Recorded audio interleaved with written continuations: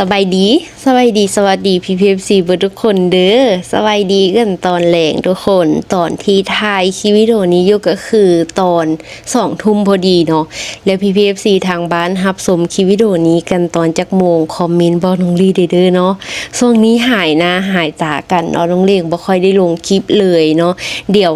ยวระหว่างที่น้องเลี้ยงนำเสนอคลิปเดี๋ยวสิเล่าให้ฟังสาเหตุที่บ่ได้ลงคลิปเนาะทุกคนเนาะแล้วก่อนอื่นที่สิไป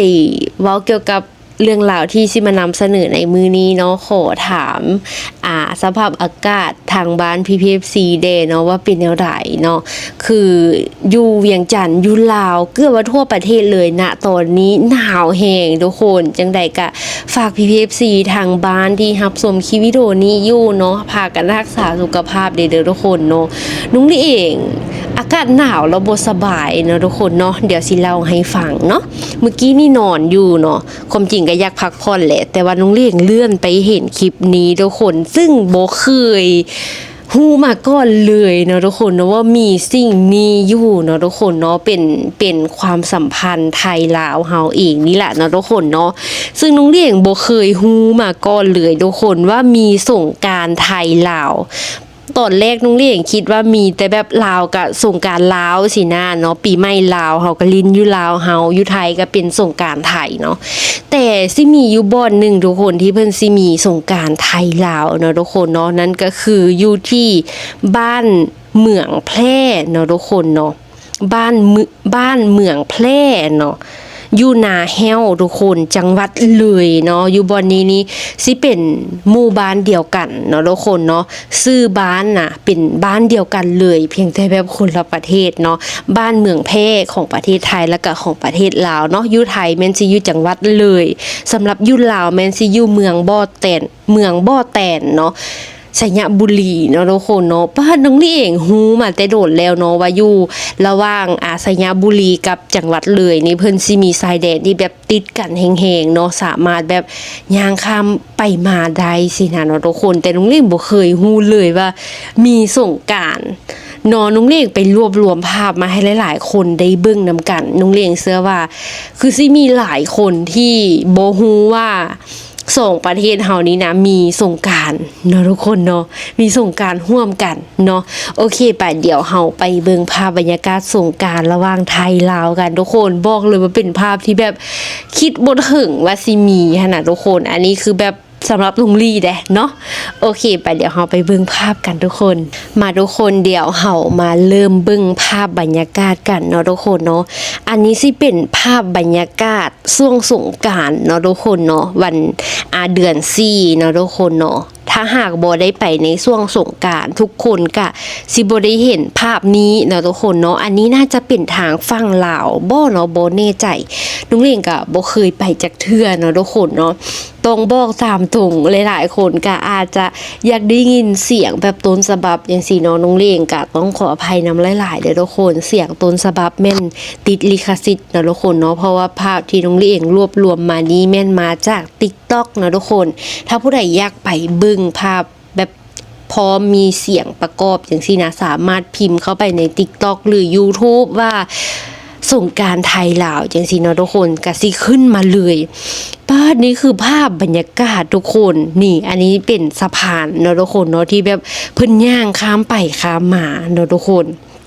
แล้วทุกคนสังเกตเบิ่งอยู่กลางน้ำเนาะทุกคนเนาะอันนี้คือแบบถ้าหากมีแต่แบบข้ามไปข้ามมาลิ้นสงกรานต์นำกันซื้อเครื่องซื้อของปะแป้งกันเนี่ยสิน้องเล่งสิบ่แปลกใจปานใดทุกคน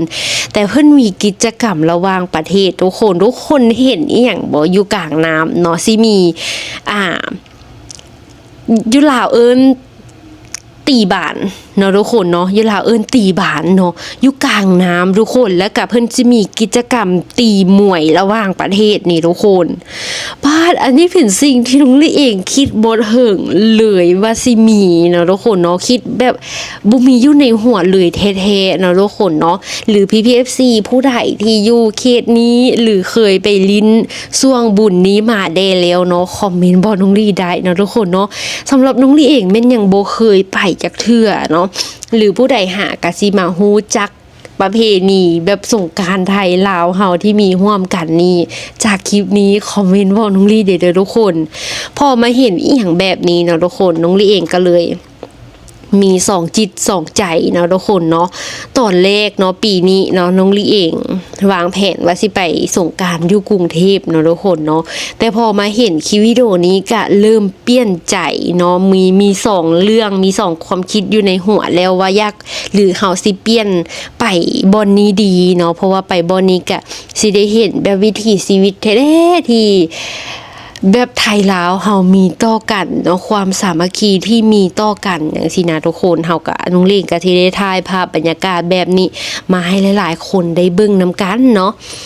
แล้วถ้าไปกรุงเทพจังซี่เนาะก็สิได้คอนเทนต์ไปอีกแบบเนาะได้เห็นสงกรานต์แบบในเมืองได้เห็น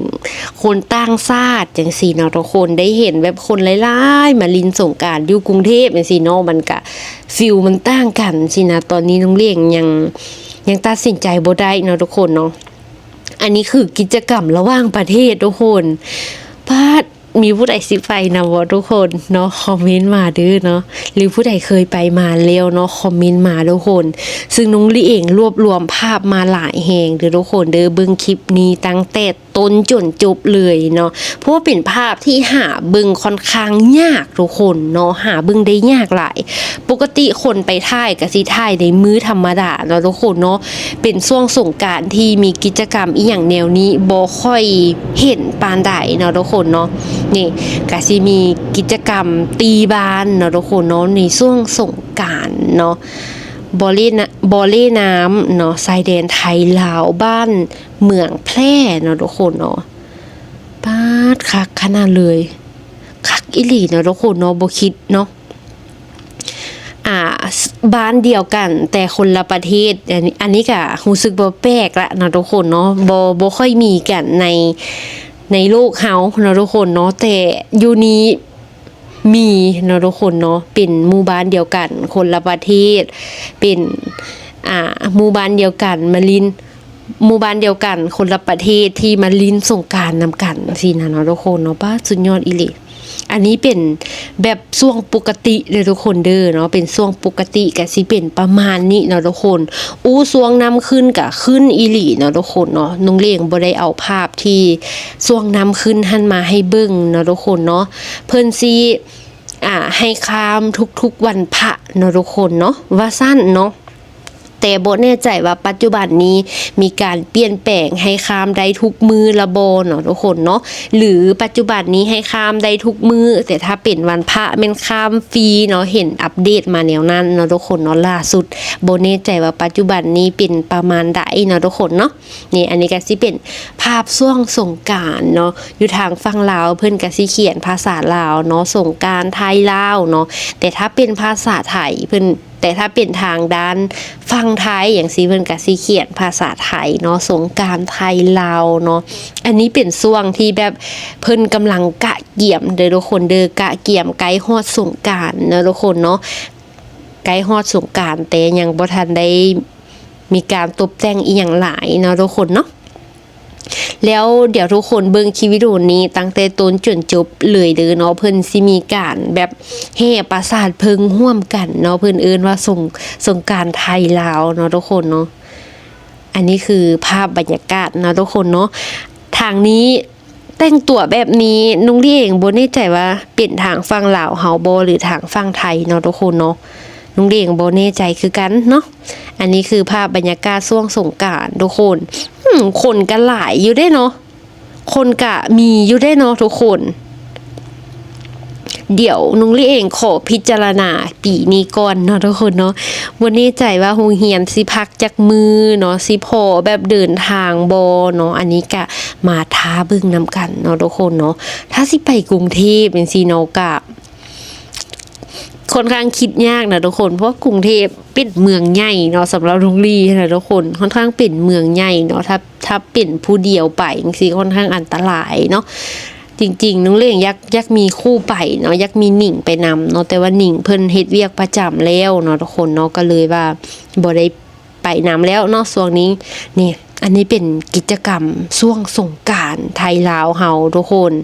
ให้เด็กๆเนาะมาลิ้นต้อยมวยกลางน้ำนำกันอันนี้เป็นของปี2023นะทุกคนเนาะแสดงว่าเพิ่นสิมีกิจกรรมแบบนี้ทุกปีเลยนะทุกคนเนาะเพราะว่าภาพที่นุ้งเองพาเบิ่งมาเมื่อกี้นี่เนาะที่เป็นภาพของปี2024เนาะและก็2025เนาะแต่ว่าภาพนี้ตั้งแต่ปี2023เนาะก็แสดงว่าเพิ่นเฮ็ดทุกปีเนาะเพียงแต่เฮาบ่เห็นผ่านโซเชียลซื่อๆเนาะทุกคนเนาะอันนี้คือภาพบรรยากาศทุกคนแล้วเป็นคลิปแบบยาวๆจังซี่เนาะบ่ค่อยมีปานใดเนาะแบบภาพบรรยากาศจังซี่นะแบบยาวๆลง YouTube จังซี่นะบ่ค่อยมีปานใดเนาะทุกคนเนาะนี่เด็กๆระหว่างไทยลาวเนาะเพิ่นก็สิมาลิ้นน้ำนำกันทุกคนน้องลี่เองบ่แน่ใจว่าทั้ง2ประเทศนี้เนาะเขตนี้เนาะเพิ่นสิเว้าสำเนียงเดียวกันบ่ทุกคนเพราะว่าหมู่บ้านเพิ่นชื่อเดียวกันเนาะบ่แน่ใจว่าเพิ่นสิเว้าสำเนียงเดียวกันบ่คิดว่าน่าจะสำเนียงคล้ายๆกันเนาะทุกคนเนาะภาพบรรยากาศเด้อทุกคน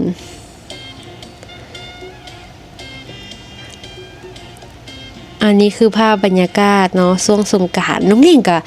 ลืมไปเลยเนาะทุกคนลืมไปเลยว่าสิเว้าอาการป่วยให้ทุกคนฟังพร้อมกับเบิ่งภาพบรรยากาศไปพร้อมเนาะช่วงนี้เนาะอยู่ลาวนะทุกคนอากาศแบบหนาวแฮงๆเลยเนาะทุกคนเนาะน้องลี่เองเป็นคนขี้หนาวอยู่แล้วเนาะน้องลี่เองแบบแทบบ่มีเหงื่อเลยทุกคนบ่แน่ใจว่ามันเป็นความผิดปกติของร่างกายบ่เนาะคือจังแบบอากาศร้อนๆไปนางลิ้นน้ำหมู่จังซี่นะหมู่หันเหงื่อออกแบบหลายแฮงน้องลี่เองหันเหงื่อบ่ออกเนาะแต่ถ้าตกเป็นหน้าหนาวจังซี่น้องลี่เองสิค่อนข้างทรมานกว่าหมู่เนาะทุกคนเพราะว่าหมู่แบบธรรมดาพอดีอยู่จังซี่นะนุ้งเลี้ยงสิหนาวแห้งๆเนาะคือจังช่วงนี้เนาะนุ้งเลี้ยงต้องได้ห่มผ้าห่มใหญ่ๆแบบเป็นหนวมขนาดถึง3 ชั้นทุกคนจึงแบบ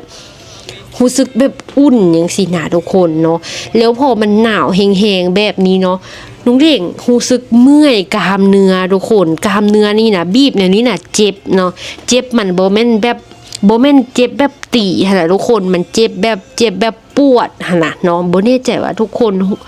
เข้าใจถึงความรู้สึกนั้นบ่เนาะทุกคนเนาะแล้วบัดทีนี้มันเมื่อยแบบนี้เนาะมันปวดแบบนี้น้องลี่เองก็เลยบ่ได้ถ่ายคลิปเนาะช่วงนี้ทุกคนเพราะว่า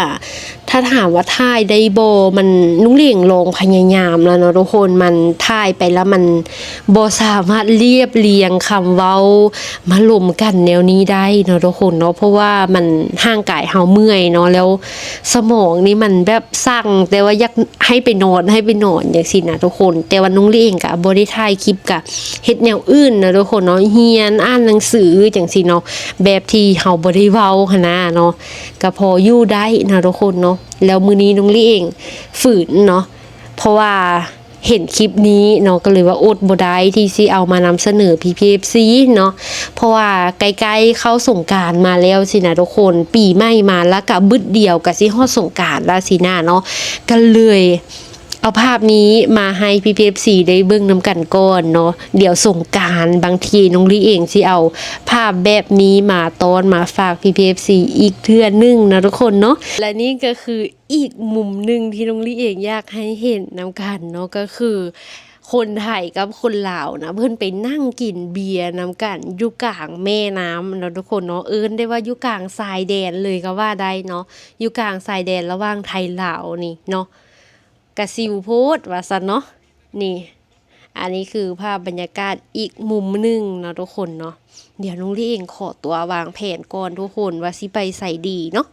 ปีนี้สงกรานต์เฮาสิเป็นแนวใดเนาะก็มาท้ารอลุ้นนำกันอีกเทื่อนึงเนาะทุกคนเนาะถ้าหากอยู่กรุงเทพเพิ่นสิจัดใหญ่จัดเต็มจังซี่น้องลี่ก็สิมาอาจสิเปลี่ยนใจไปกรุงเทพสิเนาะนี่อันนี้เป็นน่าจะเป็นแบบผู้ใหญ่บ้านเนาะทุกคนเนาะผู้ใหญ่บ้านของไทยแล้วก็ลาวเนาะเพิ่นมาลิ้นกิจกรรมนำกันเนาะทุกคนอันนี้เพิ่นเอิ้นว่ามวยทะเลคู่เอกว่าซั่นเนาะทุกคนเนาะ พาดโรงเรียนก็หากก็เห็นเนาะตีมวยอยู่กลางสายแดนเนาะเป็นยังไงกันเด PPFC หลังจากที่ได้เห็นคลิปวิดีโอนี้แล้วตั้งแต่ต้นจนจบเนาะมีผู้ใดเบิ่งคลิปตั้งแต่ต้นจนจบบ่ทุกคนก็คือคลิปวิดีโอนี้เนาะเป็นอีกคลิปหนึ่งของปี